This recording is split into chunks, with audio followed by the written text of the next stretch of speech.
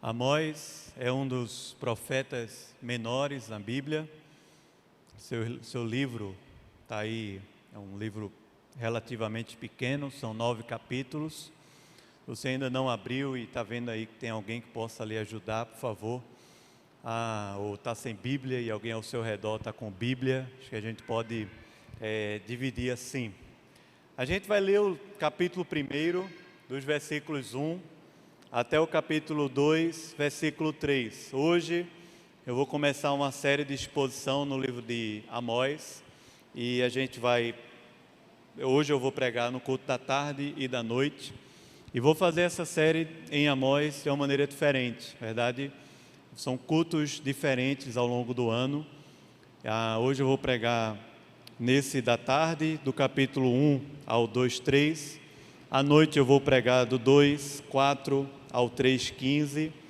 E aí segue até o finalzinho de Amós. Então vai ser um desafio, porque algumas pessoas vão pegar um sermão só e não vão acompanhar a série. Mas eu estimulo quem tiver à vontade e achar que é próprio, pode também procurar o YouTube, o podcast, as redes que a igreja tem para divulgar os cultos, pregações, e você pode acompanhar qualquer série, qualquer pregação durante a semana. Alguns você baixa em casa no Wi-Fi, ouve offline no carro, ou numa caminhada, ou na academia. Na verdade são recursos que são tão bons para a vida da gente, e a gente pode fazer uso disso de uma maneira muito legal e muito edificante para a gente. Então, hoje eu vou começar Amós. O tema dessa série de exposições é Amós, de boiadeiro a profeta das nações. E no primeiro sermão, eu quero conversar com os irmãos, capítulo 1, versículo 1, ao capítulo 2, versículo 3, com o seguinte tema: todas as nações são guiadas pela voz que sai de Jerusalém. Todas as nações são guiadas pela voz que sai de Jerusalém. E diz assim, capítulo 1, versículo 1: palavras que em visão vieram a Amós, que era entre os pastores de Tecoa, a respeito de Israel, nos dias de Uzias, rei de Judá, nos dias de Jeroboão, filho de Joás, rei de Israel, 2 anos antes do terremoto. Ele disse, você pode ler comigo o versículo 2, que é que ele diz: o Senhor rugirá de Sião, e de Jerusalém fará ouvir a sua voz. Os prados dos pastores estarão de luto, e secar-se-á o cimo do Carmelo. Assim diz o Senhor: por 3 transgressões de Damasco e por 4 não sustarei o castigo, porque trilharam a Gileade com trilhos de ferro. Por isso meterei fogo à casa de Hazael, fogo que consumirá os castelos de Ben-Hadad. Quebrarei o ferrolho de Damasco e eliminarei o morador de Biqueate-Avem e ao que tem um cetro de Bet-Edem. E o povo da Síria será levado em cativeiro a Quir, diz o Senhor. Assim diz o Senhor: por 3 transgressões de Gaza e por 4 não sustarei o castigo, porque levaram em cativeiro todo o povo para o entregarem a Edom. Por isso meterei fogo aos muros de Gaza, fogo que consumirá os seus castelos. Eliminarei o morador de Asdod e o que tem um cetro de Asquelon, e volverei a mão contra Ecrom, e o resto dos filisteus perecerá, diz o Senhor. Assim diz o Senhor: por 3 transgressões de Tiro e por 4 não sustarei o castigo, porque entregaram todos os cativos a Edom e não se lembraram da aliança de irmãos. Por isso meterei fogo aos muros de Tiro, fogo que consumirá os seus castelos. Assim diz o Senhor: por 3 transgressões de Edom e por 4 não sustarei o castigo, porque perseguiu o seu irmão à espada e baniu toda a misericórdia, e a sua ira não cessou de despedaçar e reteve a sua indignação para sempre. Por isso, meterei fogo a Temã, fogo que consumirá os castelos de Bósra. Assim diz o Senhor: por 3 transgressões os filhos de Amon, e por 4 não sustarei o castigo, porque rasgaram o ventre as grávidas de Gileade, para dilatarem os seus próprios limites. Por isso, meterei fogo aos muros de Rabá, fogo que consumirá os seus castelos, com alarido no dia da batalha, com turbilhão no dia da tempestade. O seu rei irá para o cativeiro, ele e os seus príncipes juntamente, diz o Senhor. Assim diz o Senhor: por 3 transgressões de Moabe, e por 4 não sustarei o castigo, porque queimou os ossos do rei de Edom, até os reduzir a cal.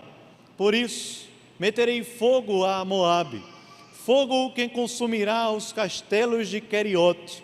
Moabe morrerá entre grande estrondo, alarido e som de trombeta. Eliminarei o juiz do meio dele, e todos os seus príncipes com ele matarei, diz o Senhor. Amém. Vamos orar. Senhor, obrigado, Pai, pelo privilégio que temos de cantar, entregar a nossa vida a Ti, confiar e depender do Senhor, Pai. Saber que o Senhor reina, que o Senhor é fiel, é justo, é santo, que o Senhor está presente entre nós. Nós pedimos por Tua graça e misericórdia, que o Senhor receba a nossa vida como honra, glória, gratidão ao Senhor. Que o Senhor receba, Deus, cada dízimo, oferta, a nossa fidelidade ao Senhor, como gratidão, ó Deus, como entrega, ó Deus, como uma resposta por tudo que o Senhor fez e tem feito na nossa vida, Pai. Se assim não for, que o Senhor nos ensine, nos discipline e nos conduza, Senhor, para entregarmos a Ti, Senhor, dízimo, ofertas, entregarmos a Ti e consagrarmos a nossa vida, a nossa família, tudo que temos, tudo que somos, Senhor, no Teu altar, Pai. Ó Deus, pedimos, Senhor, que a nossa mente aqui hoje, o nosso coração, sejam cativos à Tua palavra, de uma maneira simples, mas conduzida pelo Teu Espírito e por Tua graça. Senhor, nos ajuda. Nós somos tão pequenos, tão falhos, tão fracos, nós precisamos de Ti, Senhor. Que a Tua presença, Senhor, a Tua palavra, seja a maior evidência de todos nós aqui nesse culto. Ó Deus, na ceia, estamos aqui para celebrar o Teu nome, Pai. Nos abençoa assim, Senhor, em nome de Jesus. Amém. Amém. Como falei no início da leitura, estou começando aqui uma série de exposições no livro do profeta Amós. Tenho lido os profetas menores e recentemente essa série foi despertada na minha mente. Eu escrevi sobre ela e estava pensando qual a melhor oportunidade para começar a pregar e senti e percebi que seria hoje começar a pregar no culto da tarde e assim seguindo o culto da noite e por aí vai. É um desafio sempre expor um livro grande, porque são muitos detalhes e muitas informações que eu não tenho condições nenhuma de falar sobre todas, até porque eu não sei, eu não conheço tão bem assim para trazer todos os detalhes do texto bíblico, e tenho todas as minhas limitações daquilo que eu estudei, do nervosismo que eu fico aqui na frente, nas coisas que fogem na mente e por aí vai. Mas queria convidá-lo a olhar para o texto de Amós e tentar entender essa mensagem, não somente com as palavras que nós lemos aqui, mas também de acordo com o contexto qual foi escrito, que Amós entregou essa profecia. É um livro que é tão desafiador porque, apesar de ter sido escrito por um boiadeiro, por um pastor, por um homem do campo, ele não é um livro simples. É um livro escrito por um homem simples, porém muito culto, com um hebraico, uma escrita, uma linguagem muito culta, muito organizada e com informações e conhecimentos que Amós fala aqui no texto, muito profundas. Amós dá uma aula sobre relações internacionais, Amós fala sobre a justiça social no meio de Israel, Amós fala sobre política, economia, família, Amós fala sobre tantos e tantos temas, não somente dentro de Israel, mas também em todas as nações ao redor de Israel, com informações precisas de acontecimentos e eventos e fenômenos da natureza precisos que aconteceram e que Amós consegue fazer essa coisa que eu falo muito aqui no púlpito, enquanto muitas vezes que prego, e que a gente precisa aprender, e eu quero aprender a fazer isso. Amós, a partir das situações da sua vida, interpreta, ou melhor dizendo, Amós interpreta as situações da sua vida e da sua história a partir de Deus, a partir da palavra de Deus, a partir de uma boa teologia. Isso é um grande aprendizado que a gente precisa fazer na nossa vida. Pastor Léo, quando pregava hoje pela manhã, falou uma frase muito interessante, dizendo que quando nos apegamos a alguma ideologia para interpretar o mundo, resultado, ou a causa disso é porque não conhecemos a Deus. Porque nós temos a boa teologia, nós temos a revelação de Deus, nós temos a presença de Deus, nós temos o poder de Deus habitando em nós, de forma que nós não precisamos nos apegar e nos abraçar a nenhuma ideologia humana, a não ser a própria Bíblia, a palavra de Deus, que é a nossa teologia. Amós faz isso. Ele faz isso quando analisa todas as nações da terra, e ele faz isso também quando olha para dentro de casa, no caso aqui para Israel. Em que momento Amós faz isso? Você pode, de repente, fazer algumas relações aí na sua mente, se você conhece um pouco o Antigo Testamento. A história de Israel, após o reinado de Davi e Salomão, uma história de divisão, uma história de traições, de guerras e de muitos conflitos. O reino de Israel foi dividido. O reino do norte, que teve como rei naquela época um homem chamado Jeroboão, e o reino do sul, Judá, que conserva ou preserva ali a linhagem de Davi, e tem como rei o filho de Salomão. O reino do norte apresenta para a gente uma série de reis, e todos eles, a Bíblia diz que eles fizeram o que era mal perante o Senhor. O reino do sul apresenta uma série de reis, mas um ou outro a Bíblia apresenta para a gente que conhecia a aliança de Deus, que houve um grande avivamento e que andou com Deus. Amós, ele é de uma região, como ele fala aqui no texto, de Tecoa, que ela é mais próxima de Jerusalém, ela é mais próxima do reino do sul, mas a profecia de Amós é ao reino do norte. Em que momento Amós faz isso? No momento do reinado de Jeroboão II. Onde você encontra essa história? 2 Reis, capítulo 14. 2 Reis, capítulo 14, narra para a gente a história de Jeroboão II.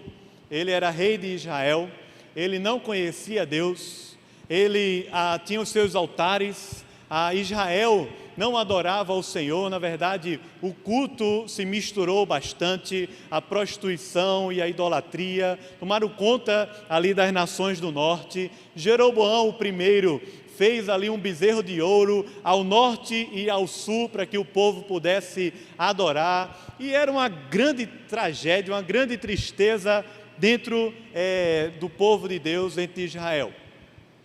Deus levantou profetas ali, Elias, Eliseu são exemplos disso. Amós, como nós estamos lendo, ele é um desses homens. Só que Amós profetiza numa época que as coisas aparentemente estavam bem, ou estavam se organizando, digamos assim. O rei Jeroboão II era um nacionalista, ele prometeu e cumpriu uma melhora econômica para a nação, boas relações internacionais com os povos ao redor. Jeroboão II, o povo de Israel desfrutou de um momento tão nacionalista assim, e de uma melhoria econômica e social, e de paz também com os povos ao redor, que Jonas, quando foi chamado para pregar aos ninivitas, nesse mesmo momento aqui, você lembra o que ele disse, não lembra? Disse assim, vou não. Porque Jonas, ele representava esse espírito nacionalista dentro de Israel, uma conjuntura que é muito dito hoje pelos estudiosos, que quando as coisas estão bem, quando a economia vai bem, quando as relações sociais vão bem, nós costumeiramente nos esquecemos de Deus, nos esquecemos da palavra, nos esquecemos de um bocado de coisa que faz parte da nossa vida, porque aparentemente o conforto e a falsa sensação de segurança deixa para a gente uma ilusão de que nós podemos seguir a vida, tudo bem, obrigado, sem precisar de Deus. E era assim dentro de Israel. Jeroboão II era esse rei que prometeu e cumpriu. O povo viveu um período de paz, segurança e um período de uma economia crescente e segura. Só que Amós surge como aquele profeta chato. Ele é o cara que está dizendo ao povo de Israel que tudo aquilo que eles estavam vivendo era pura ilusão. Amós é esse homem de Deus, que Deus chama ali dentre os pastores, para confrontar a nação de Israel, para dizer que tudo aquilo que eles estavam colocando a confiança deles era falso, ia ser destruído, ia ser desmoronado. Todas aquelas ideologias políticas, econômicas e todas aquelas mentiras que eles estabeleceram para fiar a sua vida, elas estariam fadadas ao fracasso, porque Deus traria juízo a Israel e faria isso usando as nações ímpias ao redor de Israel. É muito interessante porque você vai ver que Amós, ao longo do texto bíblico, ele vai fazendo denúncias e mais denúncias da vida do povo de Deus, da vida das pessoas que faziam parte ali dentro de Israel. Só que a gente precisa entender isso melhor, porque quando a Bíblia está retratando para a gente o povo de Israel no Antigo Testamento, ela está fazendo uma sombra, ela está fazendo aqui uma revelação que progressivamente nós vamos entender que na verdade o Israel de Deus é a igreja, somos nós. De forma que nós não podemos olhar para o texto de Amós e para nenhum outro profeta, pensando que ele está falando sobre a nação de Israel lá, naquele lugar geográfico, lá no Oriente. Não, não é lá não.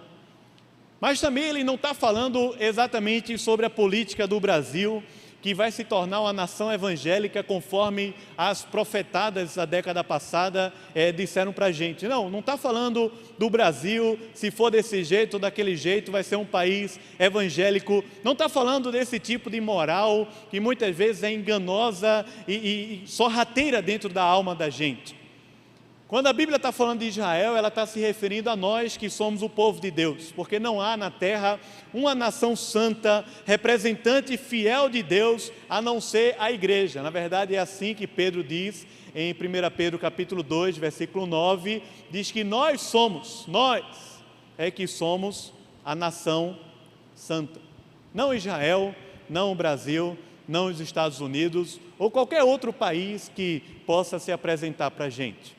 Mas Amós faz isso para o reino do norte, denuncia o pecado lá do povo. O reino do sul, que é o reino de Judá, vivia também um bom período. Na verdade, vamos dizer assim, que essa época que Amós profetizou, era a época de ouro dos reinados ali após Davi, porque Jeroboão II reinava em Israel, e a vida estava muito boa, porque ele reinou aproximadamente 40 anos.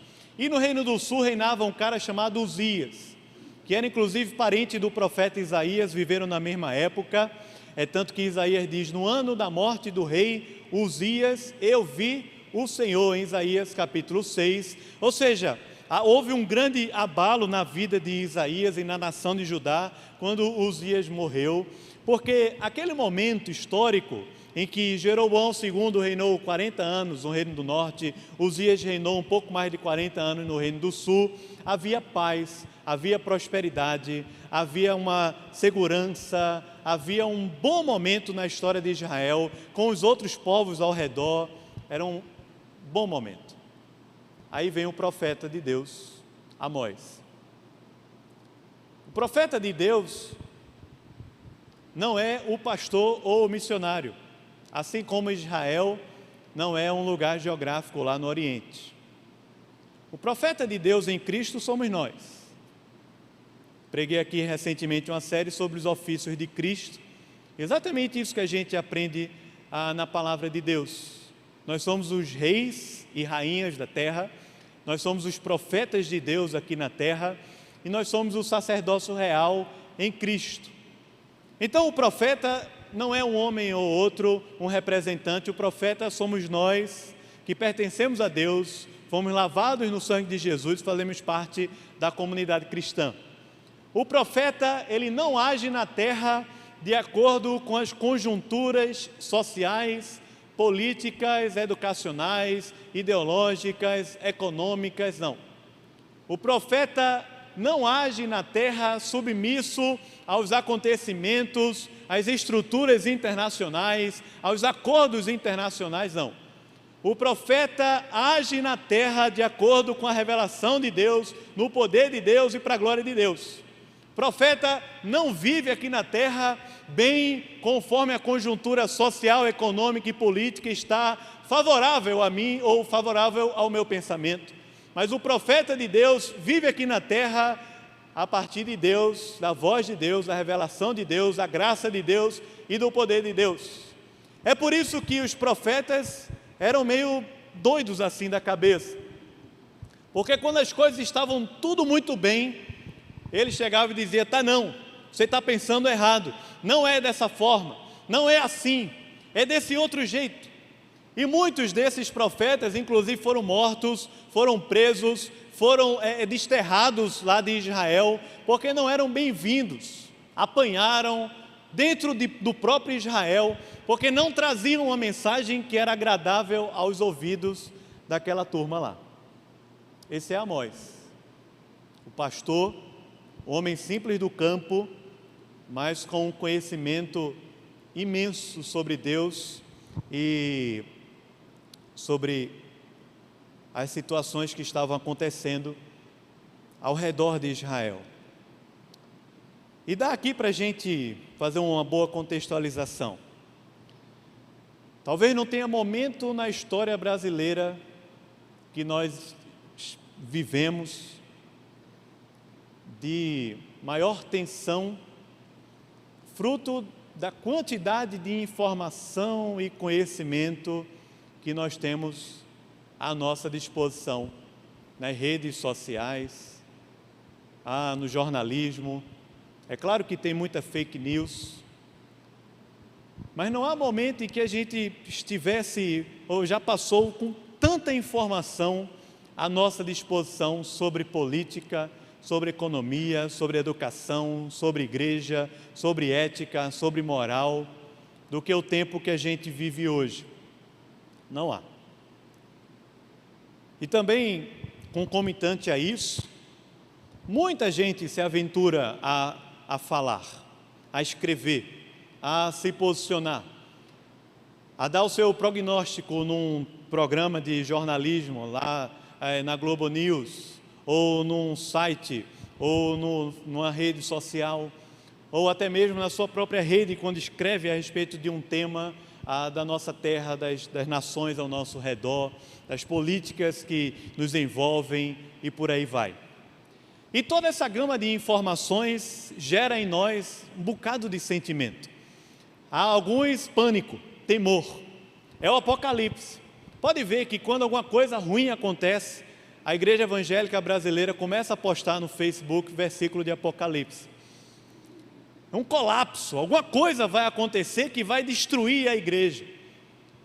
Pode ver que tudo isso gera em nós raiva muitas vezes, ódio, inquietação, gera em nós ansiedades, gera em nós medos, mas gera também coragem, gera em muitos ousadia e um bocado de coisas. O fato é que me parece que Amós é muito atual, porque Amós nos ensina de que o governo de Deus sobre a terra não sai da política brasileira, não sai da ONU, não sai de um escritório dos homens mais poderosos do mundo, não sai de dentro de uma universidade onde os intelectuais estão formando o pensamento da nação. O governo de Deus na terra, ele sai de dentro de Jerusalém. É assim que Amós começa a sua profecia. Assim, logo no versículo 2, ele diz que o Senhor rugirá de Sião e de Jerusalém fará ouvir a sua voz. Essa é a expressão que Amós vai repetir no capítulo 3 e assim por diante. Como Deus falando através do rugido de um leão, que acontece de dentro de Jerusalém, no centro ali da revelação e da promessa e da aliança de Deus na terra, onde Deus resolveu reinar e que se torna ali a figura que vai sendo desenvolvida ao longo da Bíblia até o Apocalipse como a Nova Jerusalém, o centro do poder de Deus e da presença de Deus e da revelação de Deus e da restauração de Deus. É de dentro de Jerusalém que a voz de Deus se faz ouvida nos maiores cantos dessa terra. É de lá que o Senhor ruge como um leão, e o seu rugido forte e poderoso abala a todas as nações da terra. É do rugido desse leão que nós devemos temer, e não do rugido de qualquer tipo de situação que possa nos acometer, tanto no nosso país, como no planeta inteiro, em todas as nações da terra.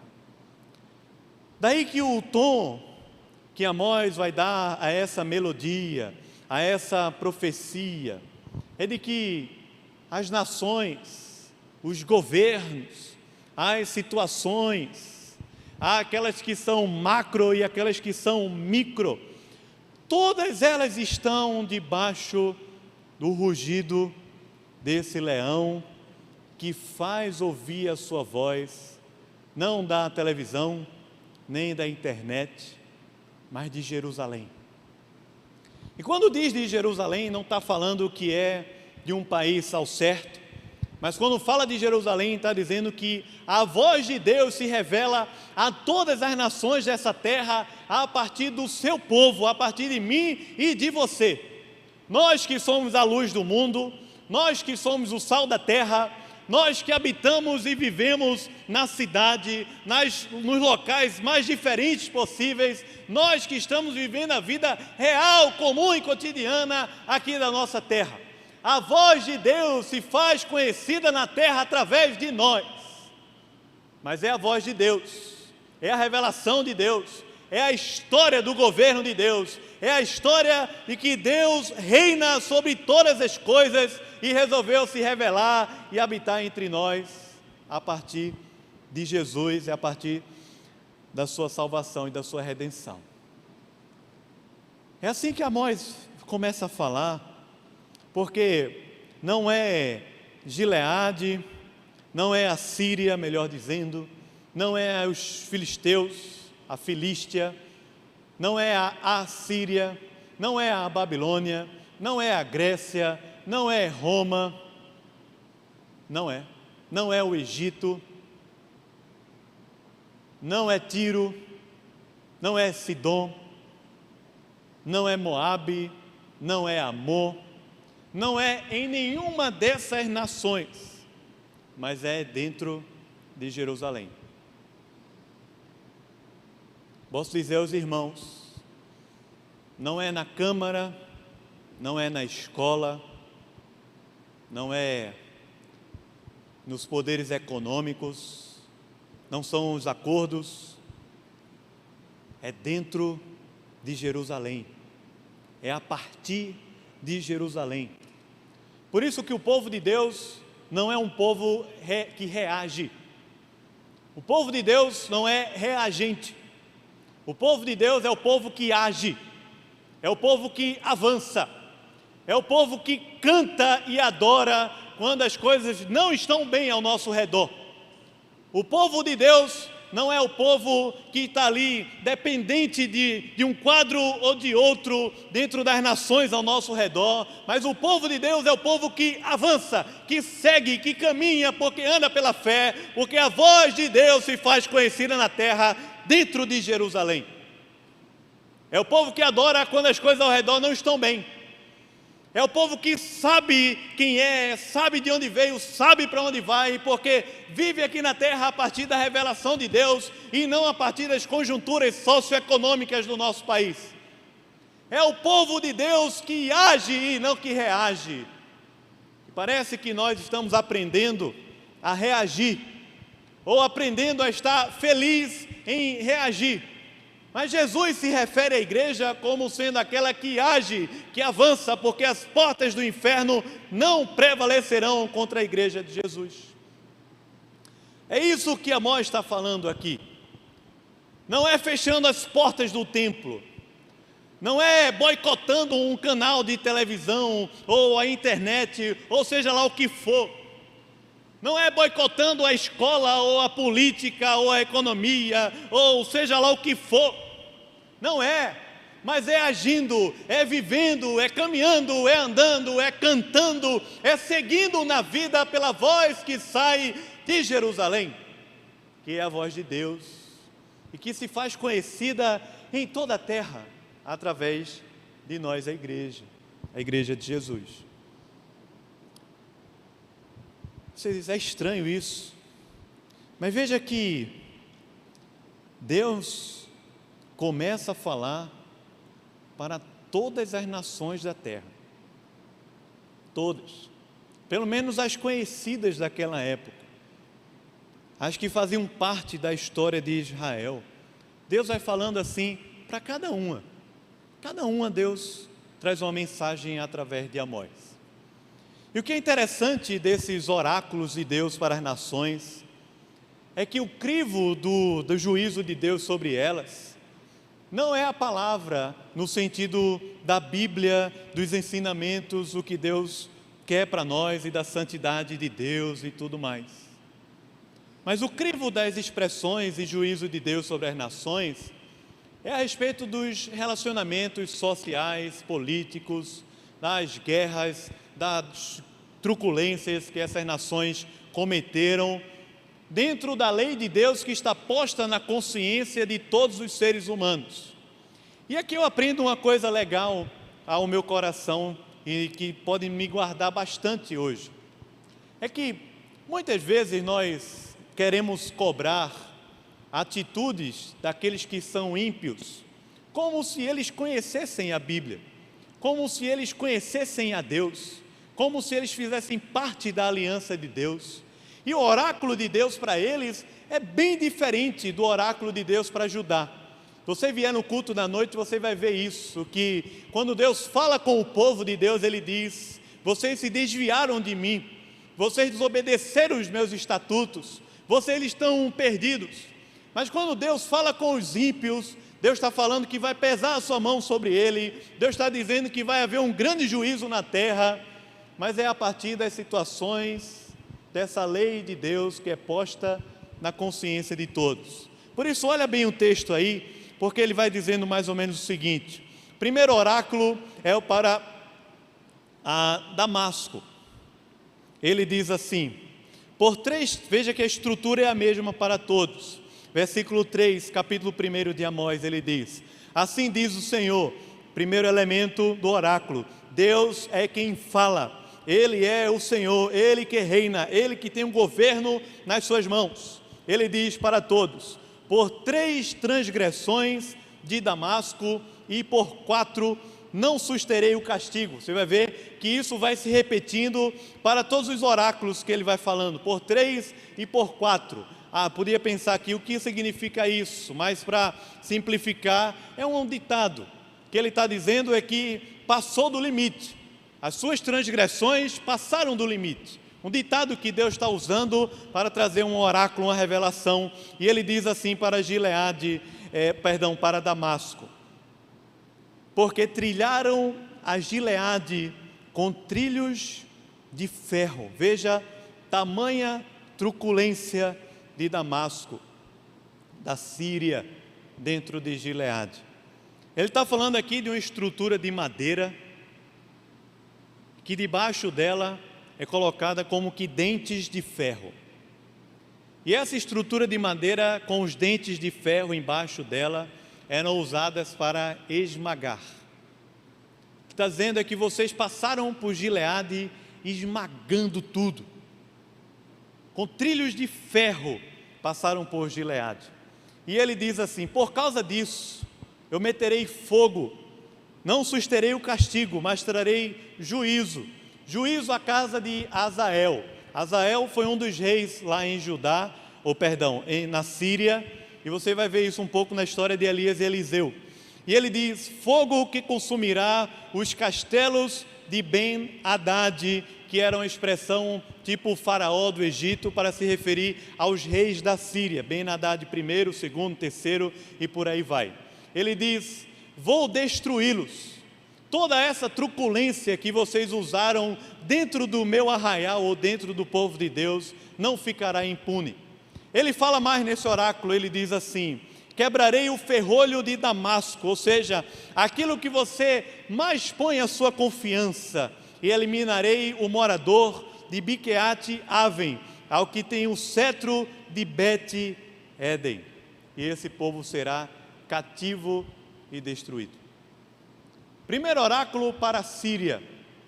Deus está falando para aquela nação ímpia: o juízo de Deus está por vir, e Ele não deixará impune a crueldade, a idolatria. Quando Ele se refere aqui a Biqueate-Aven, por exemplo, Ele não vai deixar impune. Deus não vai fazer isso. Depois Ele diz mais, versículo 6: agora para uma outra nação, os filisteus, aqueles que são conhecidos por causa do rei Golias. Os filisteus tinham 5 capitais. Ele cita aqui 4 delas. Ele fala: assim diz o Senhor, versículo 6: por 3 transgressões de Gaza é uma capital, e por 4 não sustarei o castigo, porque levaram em cativeiro todo o povo para o entregarem a Edom. Por isso eu vou meter fogo aos muros de Gaza, fogo que consumirá os seus castelos. Eliminarei o morador de Asdod e o que tem o cetro de Asquelon, e volverei a mão contra Ecrom. Ou seja, o oráculo de Deus está se referindo praticamente a toda a região da Filístia, dos filisteus. E só tem uma capital que Deus não falou aqui, porque ela já tinha sido destruída, que o nome dela é Gate. Gaza, Ecrom, ou seja, o juízo e o fogo de Deus vai destruir toda essa nação, todos os filisteus. Depois ele diz mais, versículos 9 ao 10, a respeito de Tiro.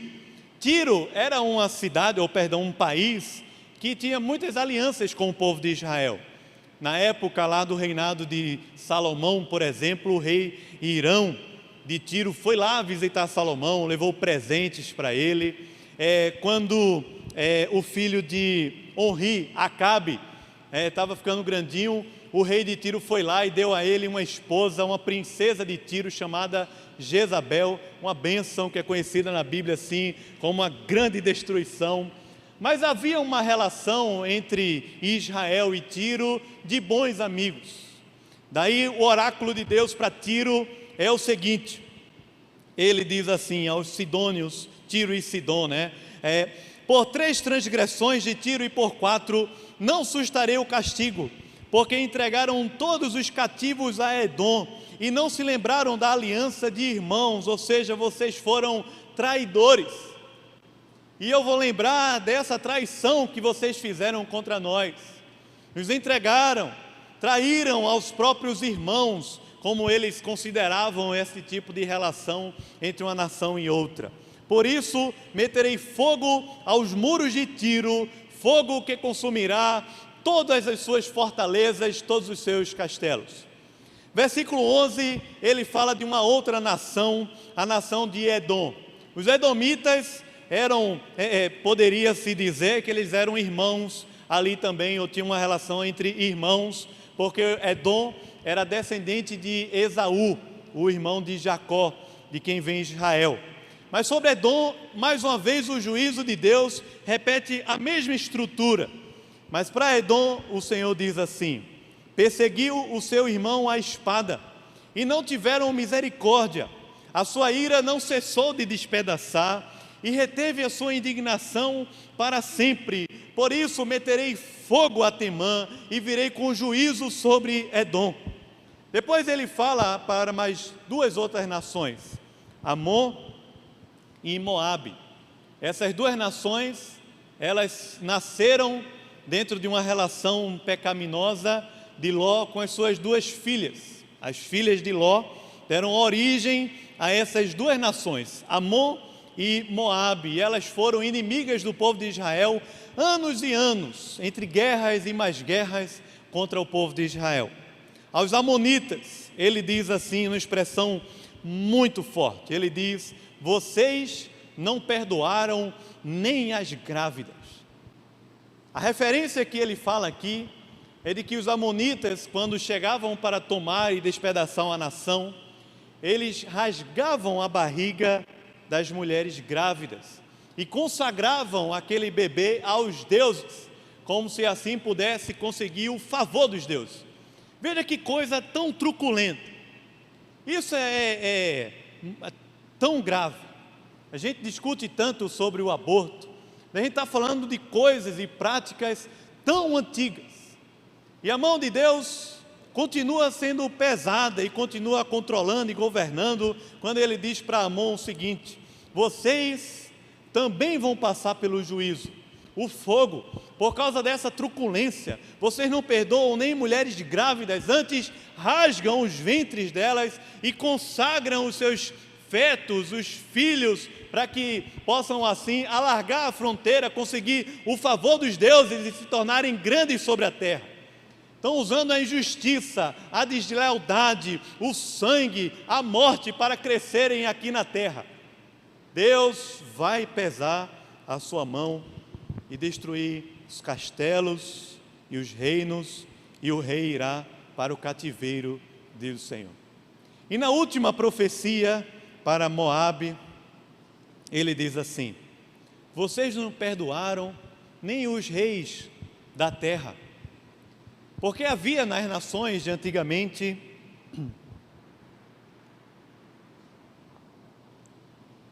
uma relação de respeito e honra aos reis.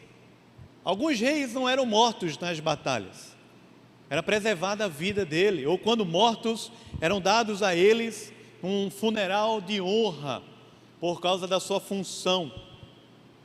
Mas a palavra diz que Moabe nem os reis respeitavam, antes queimavam os seus ossos, esfarelavam aquilo que o corpo daqueles homens, e consagravam aquilo ao Senhor, aos deuses, aos senhores da sua nação, para que pudessem assim ter o favor dos seus deuses. Há todos os oráculos com situações diferentes: filisteus, a Filístia, Tiro, Edom, Moabe, Amon, a Síria. A todos os oráculos da terra, Deus fala a mesma coisa. A mesma coisa. Situações são diferentes, mas a história é a mesma. E essa mesma história é a história do reino de Deus, que envolve salvação e julgamento. A salvação vem de dentro de Jerusalém, porque a voz de Deus se faz conhecida de dentro de Jerusalém. Mas o julgamento vem de Deus, no grande dia, no dia que vai ser o dia para que isso aconteça. Por isso que quando acontecia, quando essas histórias antigas do Antigo Testamento nos revelam esse Deus que julga, que pesa a mão, elas também são apenas sombras de um grande juízo que há de acontecer na terra. Mas esse grande juízo que há de acontecer, ele não é feito pela igreja, ele não é feito pelos cristãos, ele não é feito pelos que habitam em Jerusalém, mas ele é feito pelo Senhor. por Deus. Sabe por quê? Que Deus está falando em todo esse oráculo de Amon é que quem governa soberanamente as nações da terra é Deus. E quem governa soberanamente os ímpios, não somente aqueles que conhecem a Deus, mas os ímpios, por pior que ele seja, aquele que trucida uma grávida, aquele que comete o aborto, aquele que abre o seu governo para todo tipo de males que você possa imaginar. Quem governa sobre os ímpios de maneira soberana é Deus. E o juízo sobre os ímpios não está guardado para ser efetuado pela igreja, mas está guardado para ser efetuado pelo Senhor. Isso pode baixar a bola de muitos de nós aqui, que achamos que somos os juízes de Deus no Facebook, no Instagram, no YouTube e por aí vai. Mas isso pode também guardar o nosso coração de uma maneira muito rica. À medida que confiamos e dependemos e nos guardamos em Deus e agimos na terra, não por causa das conjunturas das nações, dos acordos internacionais, mas agimos na terra conforme a voz que vem dos céus e sai de Jerusalém. Porque Amós diz assim: o Senhor rugirá de Sião, de Jerusalém ele fará ouvir a sua voz. Os prados dos pastores estarão de luto e secar-se-ão o cimo do Carmelo. O juízo, a voz de Deus que promove salvação e que aponta para o julgamento, ela vem de dentro de Jerusalém. A partir de nós. Dá para confiar que Deus governa, mesmo quando a Síria está no poder, irmãos? Porque a Síria já esteve no poder quando Amós estava falando isso aqui. Dá para confiar quando os filisteus invadem Israel para destruir, como fizeram em todo o livro de Juízes e 1 Samuel, você vai ver como os filisteus tiveram guerra contra o povo de Israel e mataram tantos e tantos. Dá para confiar ou não? Dá para confiar quando somos traídos por aqueles que achamos que temos acordos na nossa terra, como foi com Ciro? Dá para confiar quando Edom, que representa ali aqueles irmãos de sangue, mas não são irmãos na fé, mas que também nos traem, também pisam no nosso calo, também nos humilham, nos colocam para trás e desejam o nosso mal. Dá para confiar quando até mesmo a nossa descendência, ou genealógica, ou ascendência, os nossos parentes nos traem, nos perseguem. Dá para confiar quando Moabe e Amon resolvem destruir até mesmo os bebês que estavam nas barrigas das mulheres grávidas naquela época. Amós continua dizendo assim: a voz, o rugido não sai de Tiro, não sai de Moabe, não sai de Brasília, sai de Jerusalém, da igreja, de nós, os profetas que ouvem a voz e aprendem a estudar, porque Amós, eu achei isso interessante, apesar de um homem simples, tinha muito conhecimento, muita informação sobre as nações ao seu redor, mas todo esse conhecimento e todas essas informações submissas à teologia, submissas à palavra, submissas à revelação de Deus e não maiores do que ela. É por isso que esse exercício em Amós nos ensina a conhecer e viver o nosso tempo, a nossa época, mas saber interpretá-los também à luz da voz de Deus do rugido de Deus que acontece aqui dentro, não no templo, mas entre nós e a partir de nós aqui na terra, porque a voz de Deus que governa as nações não sai do partido político, não sai de bancos internacionais, não sai de ideologia educacional, não sai de igreja institucional, vamos dizer assim, mas sai do povo, da comunidade dos santos que habita a terra, eu e você. Eu e você. Mas, na nossa fraqueza, nós muitas vezes representamos Tiro, Sidom, Moabe, Amon, Edom, Síria, Egito, Babilônia, e não representamos de fato aquilo que somos, o povo de Deus, de Judá, da raiz de Davi, de Jerusalém, chamado por Deus para ser luz às nações e sal da terra. Por isso eu queria aproveitar esse momento da ceia para convidá-lo a um tempo de oração, consagração ao Senhor, pensar na sua vida, pensar nas estruturas emocionais, afetivas ao nosso redor, que muitas vezes estão tão abaladas por causa das nações, dos acontecimentos, das situações, mas que elas podem também ser abençoadas pela voz daquele que ruge de dentro de Jerusalém, dentro de Judá.